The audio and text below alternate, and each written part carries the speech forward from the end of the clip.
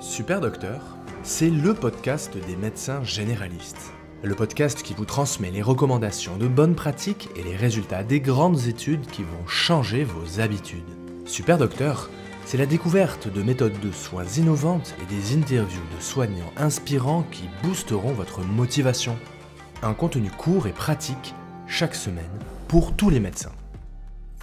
Bonjour à tous et bienvenue dans Super Docteur. Aujourd'hui, j'ai le plaisir d'accueillir Arnaud Hayard, sophrologue, formateur, directeur d'école, auteur et acteur de premier plan dans l'étude et la reconnaissance de la sophrologie. Son parcours riche en fait une référence dans le domaine. Dans cet épisode, je souhaite savoir avec lui si la sophrologie peut avoir sa place dans l'arsenal du médecin. Quelles sont les bases scientifiques de cette discipline ? Quels sont les bénéfices concrets pour nos patients ?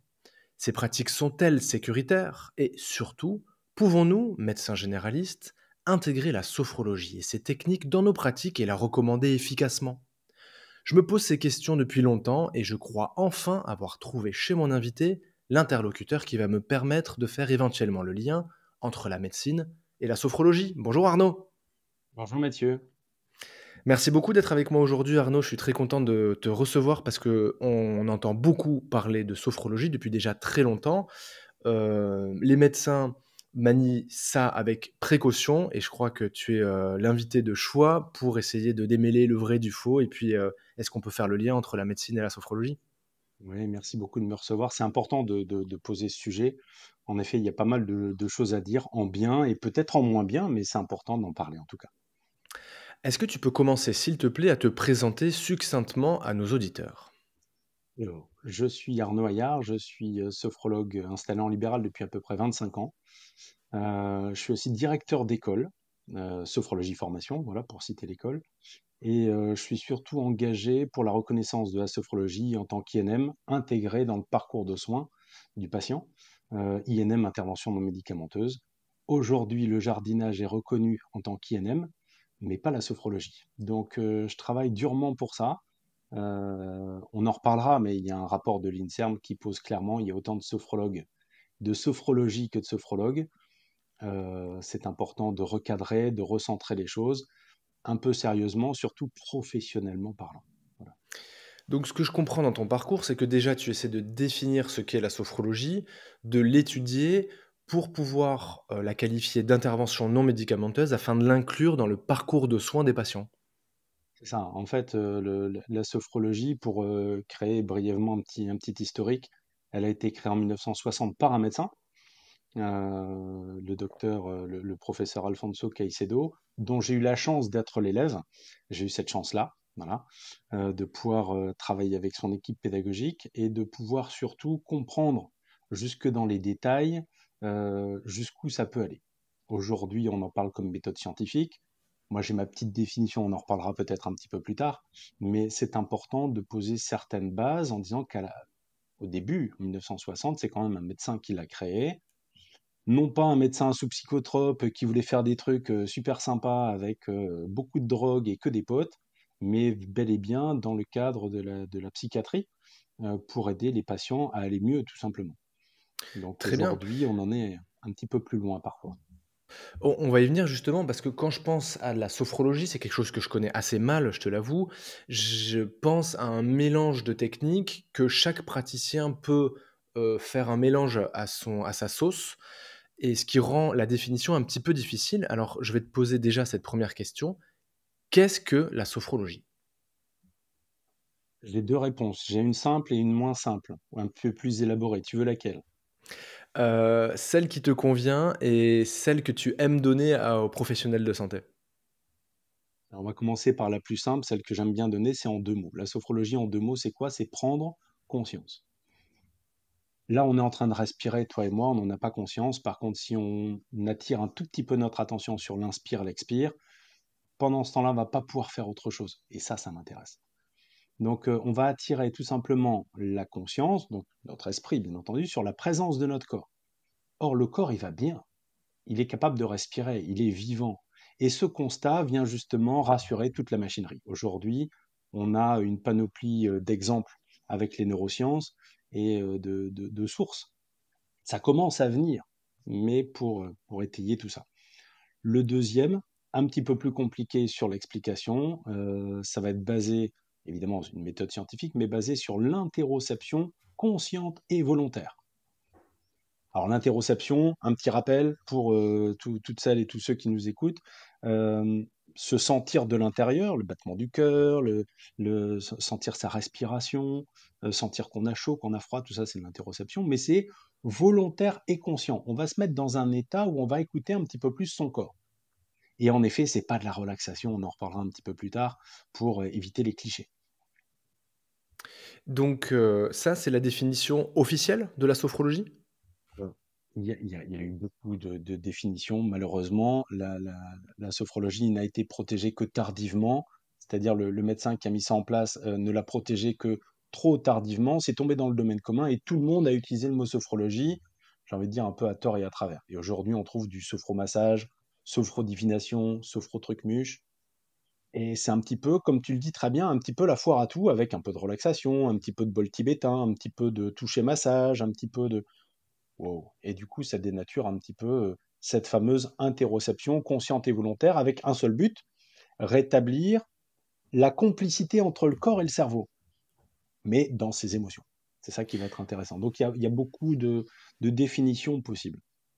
Très bien. Arnaud, est-ce qu'il y a des études scientifiques qui démontrent l'efficacité de la sophrologie? C'est-à-dire, dans quoi la sophrologie est indiquée? En quelles indications la sophrologie est, bénéfique, a montré un avantage, un bénéfice pour les patients? Tu m'as transmis, quelques études que je vais mettre dans les notes de l'épisode que tu peux aborder. Est-ce que tu peux m'éclairer sur ce sujet, s'il te plaît? Il y a très peu d'études, malheureusement. Une étude, ça coûte très cher. Autant le mindfulness aux États-Unis a énormément de retours, de feedback positifs, parce que le mécénat est beaucoup plus développé aux États-Unis qu'en France déjà à la base. En France, on a, même dans les pays francophones, on a quelques études concernant la sophrologie, notamment sur les acouphènes. Alors, ça date pas d'il y a très très longtemps, hein, il y a 3-4 ans à peu près. L'anxiété, on a aussi une étude sur le sommeil. Il y a bien évidemment un rapport de l'INSERM qui fait état d'une sophrologie un peu éparse, un peu plurielle. Euh, j'ai eu la chance de rencontrer la médecin qui a écrit ce rapport de l'INSERM. Elle est pro-sophro. Et beaucoup lui ont jeté, mais vraiment, hein, des seaux d'eau dans tous les sens du terme, en disant que c'était pas juste, il fallait pas dire ça. Mais j'ai eu la chance de la remercier pour lui dire merci pour ce que vous avez fait, parce que c'est juste, tout simplement, et de pas non plus mettre de la pommade là où il n'y a pas besoin d'en mettre, et de décrier parfois sur certaines déviances, parfois dérives sectaires, et je suis absolument vigilant au quotidien pour toutes ces dérives qui vont plus desservir le métier que le servir, bien entendu. Donc je mettrai, encore une fois ces études dans les notes de l'épisode, des études qui prouvent l'efficacité de la sophrologie chez les patients qui souffrent d'acouphènes, d'anxiété ou de troubles du sommeil. Évidemment, c'est un domaine d'études qui va être amené, j'espère, à être développé comme, les autres INM. Dans ta pratique, est-ce que, tu peux, reconnaître quelques autres indications de, la sophrologie? Oui, en 25 ans, j'ai travaillé avec beaucoup de patientes, et encore aujourd'hui, patientes fibromyalgiques, Très tout bien. ce qui est dystonie neurovégétative. Je suis l'un des rares sophrologues à présenter la sophrologie en tant que rééquilibrage neurovégétatif. J'ai envie de dire what else, concernant la fibromyalgie. Donc, de pouvoir rééquilibrer ça, alors encore une fois, il n'y a rien de magique. Le fait de faire les exercices, c'est une chose, le fait de les répéter est aussi important. Donc, la prise en charge, ok, il y a des rendez-vous en cabinet, parfois il y en a à l'hôpital ou en HAD, peu importe, mais il peut y en avoir aussi, soit avec soi, et c'est ça une bonne sophrologue va recommander, c'est-à-dire l'entraînement personnel. Concernant les études, j'espère que, il y aura un vrai plus, parce que prochainement, on va proposer un agrément en pratique évaluée pour tous les sophrologues de France, avec un certain niveau. On va faire quand même du tri parmi les professionnels, donc avec un nombre d'heures, évidemment, de formation, parce que là encore, c'est très disparate en France, mais aussi avec des heures de formation continue et des heures de supervision. Ça, c'est important aussi pour les professionnels. et ces personnes pourront évaluer leur pratique, c'est-à-dire d'avoir les retours d'amélioration chez les patients. Donc c'est basé, pour la petite enquête, c'est basé sur le SF12, qui est en 12 questions, un questionnaire de santé pour lequel on n'a pas besoin d'être médecin. C'est ça qui est intéressant. Et on peut comparer son résultat SF12, par exemple, à ce qui passe dans d'autres pays, en Suisse, en Belgique, en Australie, peu importe, pour pouvoir comparer un petit peu notre état de vie, notre situation de santé. Donc, un questionnaire va être proposé avant le début du suivi sophrologique et un, tu penses bien, à la sortie pour voir un petit peu, non pas à chaque séance, hein, parce que ça diluerait évidemment le résultat, mais à la fin du suivi du patient pour dire, voilà, on va pouvoir quantifier un petit peu enfin, avoir le delta tout simplement, hein, de la situation de fatigue, de stress, de nervosité, de douleur, etc., etc. Donc ça, ce sera intéressant à quantifier. J'espère en tout cas apporter ma pierre à l'édifice avec cet agrément national qui est organisé avec Hospitalidé, que tu connais et qui évalue tous les hôpitaux en France. Donc un partenaire très sérieux et qui va permettre d'évaluer finalement la sophrologie à ciel ouvert. Excellente idée, excellente idée. C'est une très, très bonne façon d'étudier ça et puis de faire reconnaître, ses indications, ses effets, voir son inefficacité, j'imagine, selon certaines indications. Comme tout médicament, ça marche à telle posologie, sur tel patient, sur telle indication. Parfois, ça marche pas, mais encore faut-il l'étudier pour le savoir. Exactement. Arnaud, est-ce qu'il y a des croyances sur la sophrologie qui sont, selon toi, complètement fausses, qui doivent être déconstruites d'urgence et dont tu as envie de me faire part aujourd'hui? Oh oui, on a des clichés un petit peu partout. Le cliché, alors j'aime bien le palmacho, je sais pas si tu connais le Bien palmacho. sûr. Ils ont fait un sketch avec des sophrologues, Ouais, je l'ai vu. des buveurs de tisane. Je me suis dit, ah ouais, on est des buveurs de tisane. C'est incroyable. Donc il y a le côté ésotérique. Ça, c'est le premier cliché. Évidemment, il y a des personnes qui mélangent les pratiques et qui font leur petite soupe. Voilà pourquoi on peut appeler ça parfois de médecine alternative, mais en fait, moi, je n'ai pas envie que ça devienne alternative, j'ai envie que ça devienne une INM, c'est-à-dire faut que ce soit reproductible. Il faut que une séance de sophro puisse être la même à Marseille, avec le même protocole à Lille, à Paris, à Strasbourg, à Rennes ou à Montpellier. Ça, c'est quelque chose d'important. Donc, les mélanges ésotériques, sophrologie et bol tibétain, sophrologie et je ne sais pas quoi avec telle religion, enfin, il n'y a rien de religieux, on est dans une laïcité la plus grande possible. Donc il y a ce premier cliché, il y a le deuxième, alors, très classique, c'est de la détente, c'est de la relaxation, où il faut un tapis de yoga, tu vois un peu le truc. J'interviens en entreprise et les personnes disent oh là là, je suis désolé, pour la première séance, j'ai oublié mon tapis. Et je dis mais pourquoi vous voulez faire une prière ou... Enfin, je tourne ça toujours vraiment à l'humour pour dire mais il y a pas besoin de tapis en sophro, c'est une chaise, c'est soit debout, soit assis. On n'est plus allongé. On sait aujourd'hui avec les neurosciences que le degré d'inclinaison de la colonne lombaire fait varier le niveau de conscience. Donc, si tu es allongé dans ton canapé, ton niveau de conscience va descendre. Le fameux tiens-toi droit, tu te souviens à l'école. Donc, hop là, tu te redresses d'un coup. Ça voulait dire j'attire votre attention. Bon, c'était mal dit, c'est sûr, c'était pas très pédagogique de la part de la maîtresse. Mais le tiens-toi droit, c'est hop là, Intéressant. aujourd'hui, tout ça, on le sait, tout ça avec les neurosciences. Voilà pourquoi je suis intéressé par ça, pour présenter, expliquer la sophrologie comme on me l'a jamais expliqué, comme on me l'a jamais présenté, mais de donner des sous-titres, de dire, bah, vous voyez, quand vous faites ça en sophro, bah, il se passe ça dans votre corps, mais aussi dans votre cerveau. Ah, d'accord. Forcément, ça change la donne de l'ésotérisme et du bol tibétain. Et j'ai rien contre les bols tibétains, encore une fois. Mais je Donc, comprends, mais voilà. et on va venir justement au sujet des neurosciences parce que je sais que c'est une de tes marottes. Mais tout d'abord, est-ce que c'est dangereux une séance de sophrologie? Bien sûr, tout peut être dangereux, comme une voiture peut être dangereuse, une voiture bélier par exemple. Voilà, on voit des accidents de la route tous les jours, et pourtant une voiture, on se dit, ah, je vais acheter une voiture. On se dit pas, je vais acheter une arme. Donc, bien sûr, je pense que dans les mains de quelqu'un mal intentionné ou tout simplement quelqu'un mal formé, tout simplement, bien sûr, on va demander au patient de fermer les yeux. Donc déjà, il ne va pas nous voir. Mais est-ce qu'on fait le travail en même temps? Est-ce qu'on fait la séance en même temps ou pas? Ce sera déjà une partie du boulot.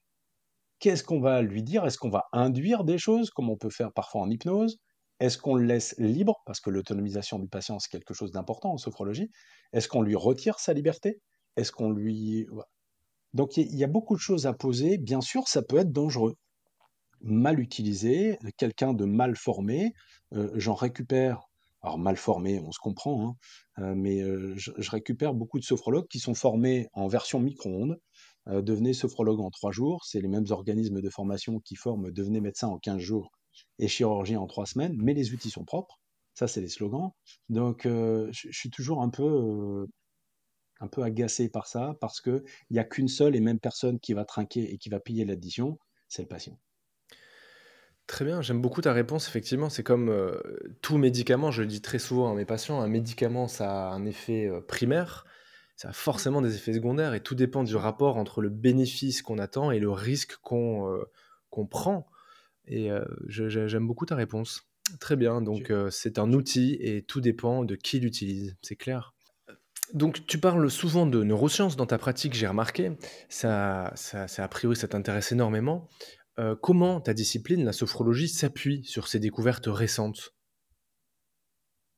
C'est quelque chose d'important pour moi de poser, comme je dis toujours, les sous-titres.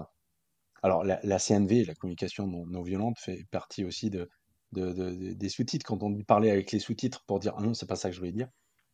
Mais là, c'est des sous-titres non pas de ce que je voulais dire, mais de comment ça fonctionne vraiment. Et ça, c'est juste extraordinaire. On n'est plus aujourd'hui dans une transmission, alors aussi bien dans l'information qu'en consultation, de se dire alors on va faire ça, et puis vous allez voir, c'est trop génial. Non, on n'est pas là pour conditionner, bien entendu, mais d'expliquer comment ça fonctionne à l'intérieur, c'est déjà aller un petit peu mieux. Il y a une étude qui a été faite justement, tiens, on parle de neurosciences, justement sur l'explication d'un traitement. L'explication d'un traitement avec les effets secondaires, l'effet primaire, t'en parlais tout à l'heure, et un groupe test qui a été vraiment encadré avec un médecin qui a dit, voilà, je vais vous expliquer maintenant comment fonctionne vraiment votre traitement et comment fonctionne la molécule. Juste ça. Pas pour dire ça va aller mieux, ça va. Effet primaire, effet secondaire, la totale. L'autre, on leur a rien dit du tout. Il y a un des deux groupes qui va mieux, évidemment, c'est celui avec les explications. Quand on sait ce qu'on prend, il y a aussi une intention, même s'il n'y a pas une attente. L'intention joue énormément. Il y a beaucoup d'études, qui sont déjà longues, hein, ça existe depuis les années 90, des études qui ont été faites sur justement l'intention, et on sait très bien que ça va booster parfois même jusqu'au système immunitaire. C'est juste exceptionnel. Donc ça, c'est notamment dans le bouquin de Servan-Schreiber, ça date d'il y a longtemps quand même, hein. Des études qui ont été faites à l'université de Pittsburgh avec des moines tibétains et des religieuses pour voir aussi l'importance de la foi, donc l'intention de quelque chose. Donc c'est toujours très très important. Donc les neurosciences aujourd'hui, ça me permet de donner plus de crédibilité, plus de légitimité à un métier et une méthode qui fonctionne. Ça fonctionne. Simplement, on n'a jamais dit pourquoi ni comment. Donc, mais on sait que ça marche. Bah non, c'est pas une preuve ça. Donc aujourd'hui, par exemple, quand on parle du système neurovégétatif, on en a parlé tout à l'heure, par exemple sur la fibromyalgie, comment ça fonctionne? On peut décrypter chaque exercice de sophrologie, c'est ce que je fais dans mes bouquins, je publie des bouquins là-dessus, pour expliquer dans tel exercice qu'est-ce qui est activé, qu'est-ce qui est désactivé, qu'est-ce qui est inhibé, etc. Ou sécrété au niveau des neurotransmetteurs, au niveau de certaines hormones. Aujourd'hui, on le sait que quand tu expires, par exemple, il y a un sentiment. Quand tu inspires, il y a une émotion. Là, c'est dans le sens Damasio du terme, bien entendu, Antonio Damasio qui a écrit beaucoup là-dessus. Mais à l'expire, par exemple, on sait très bien, ok, il y a le sentiment. Le sentiment de soi, c'est pas ésotérique, quand je parle du sentiment de soi, je parle d'interoception. On sait très bien que c'est lié avec le système parasympathique, donc de la détente. Donc on fait tomber des barrières pour faire quoi? Bah peut-être pour lâcher prise, on va mettre le mot qu'on veut, et peu importe. Le but c'est de sentir, sentir ce qui est là. Et c'est ça qui vient rassurer toute la machinerie du stress.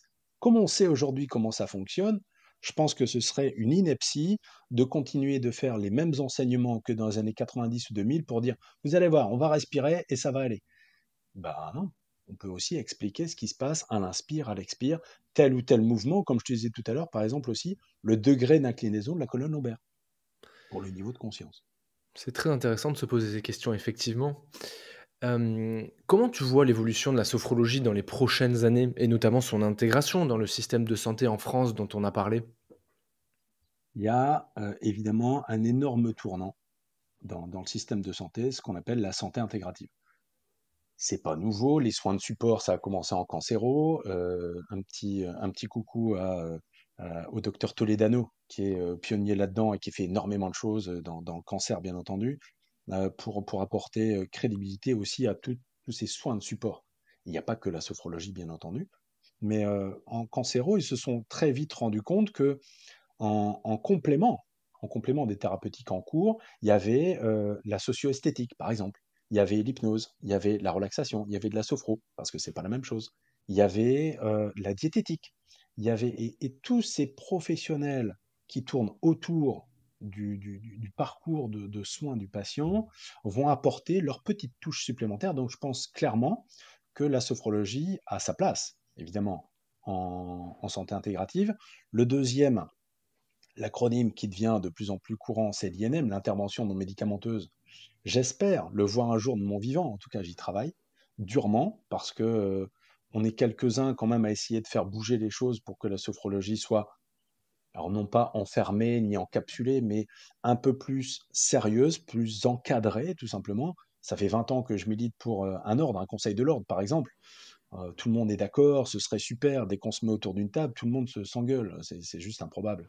Donc, Mmh. je me dis, mais le but, c'est d'avoir un métier structuré, encore une fois, pour rassurer du grand public. C'est important, ça. Et les Donc, professionnels de santé? mais voilà, pour travailler, enfin, je sais pas, si un médecin me fait confiance, moi aussi, je veux être digne de sa confiance, pas juste dire, allez, c'est bon, j'ai carte blanche, je peux faire ce que je veux. Ah non, ah bah non. Donc, justement, c'est non seulement l'accueil du patient comme il se doit, mais aussi avoir un retour, un feedback ou un échange, en tout cas, avec le professionnel de santé. Donc, ça fait vraiment partie des tournants, de l'évolution, en tout cas, des choses. Et puis, comme on en parlait tout à l'heure, aussi l'agrément. Mmh. Je fonde un petit peu d'espoir, je ne vais pas le cacher, pour apporter un peu plus de validation scientifique aussi à une méthode qui est parfois encore considérée comme on respire, ça va mieux parce qu'il y a un arc-en-ciel. On n'en est plus là, et heureusement. Hem, Est-ce que tu peux me rapporter une de tes expériences personnelles avec un de tes patients où, tu as vécu un moment étonnant, voire improbable, où tu as constaté ta discipline, la sophrologie, transformer la vie de quelqu'un? Pour qu'on puisse un petit peu se faire une idée. Alors ma question est volontairement un petit peu spectaculaire, mais peut-être que Ouais. tu peux me rapporter un patient tout à fait standard, un truc quotidien de ta patientèle, de ta clientèle, où tu vois une amélioration d'un patient qui, se souffre d'un symptôme que tu arrives avec la sophrologie, avec le temps, avec Mm. l'attention, avec la prise de Bien sûr. conscience à, améliorer. Il y a beaucoup de choses. T'imagines, en 25 ans, Ouais. j'ai rencontré pas mal de monde. Et il y a un point commun avec tous les patients, c'est qu'il n'y a pas de magie. Il n'y a rien de miraculeux. Surtout, ça, faut pas y croire. Le côté magique, ça va se passer tout seul. Non, il faut évidemment la répétition des exercices. Alors oui, c'est une question spectaculaire, mais je vais te répondre avec un truc assez rigolo. Euh, Notamment, je suis spécialisé en fibromyalgie, hein, le cours sophrologie fibromyalgie, c'est moi qui le propose en France. Euh, une patiente fibromyalgique, forcément, je vais te parler d'elle. Après la séance de sophro, donc il se passe plein de choses pendant la séance, on prend conscience de pas mal de choses, et après la séance de sophrologie, ça fait partie du processus, on fait ce qu'on appelle une phénodescription. C'est la description des phénomènes ressentis dans le corps. Genre de débrief, qu'est-ce qui s'est passé dans votre corps pendant la séance. Et là, cette fois-là, on est à peu près à la sixième, septième séance, et je la vois un visage très fermé. Je ne parle pas, parce que je lui dis qu'à la fin de la séance, je ne parle pas, par contre, je l'écoute. Et je vois que vraiment, pas content, colère. Donc je la sens presque enfermée là-dedans. Je lui dis, ça va? Tu sais, un peu côté, vous êtes sûr que ça va bien parce que ça n'a pas l'air, quoi. Elle me dit, non, ça va pas du tout. J'ai rien senti dans la séance. Bon, elle me dit, alors d'habitude, j'ai plein de trucs, je ressens plein de trucs là. Et ça a duré longtemps. Alors je regarde le truc parce que j'enregistre chaque pratique. Et je lui dis, bah ça a duré 14 minutes et quelques. Je sais plus combien, 14, 22. Là. Et Oh, j'ai rien senti. Mais vraiment, tu vois, un peu presque en pétard, un peu, on en a gros aussi, rouvré, enfin, un peu Ouais. gilet jaune, un peu pas content. Je dis: «Bon, ben, mais alors», je vois le truc arriver, je dis: «Mais vous n'avez rien senti, rien du tout?» Donc je leur rajoute une petite louche. Puis là, elle me dit: «Bah, vous comprenez rien, je viens de vous le dire. Je vous dis, j'ai rien senti du tout». Là, je sens bien que, alors je la regarde très gentiment avec un petit sourire, je lui dis: «Même pas une douleur alors?» Et là, à peu près le même réaction que toi, avec les yeux qui s'ouvrent, elle fait: «Ah!» Et je lui dis: «Et ça fait quoi?» Et là, elle me dit: «Alors là», et là, voilà, il y a un truc qui se passe là.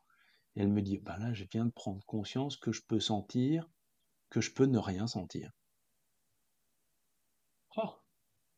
Magnifique. Donc, et il n'y a rien de magique parce que c'est pas cette séance-là, c'est pas ce protocole-là qui match, c'est toutes les expériences d'avant, la répétition de ces exercices. Tu sais, moi, quand un patient va mieux, je lui dis: «C'est bien fait pour vous».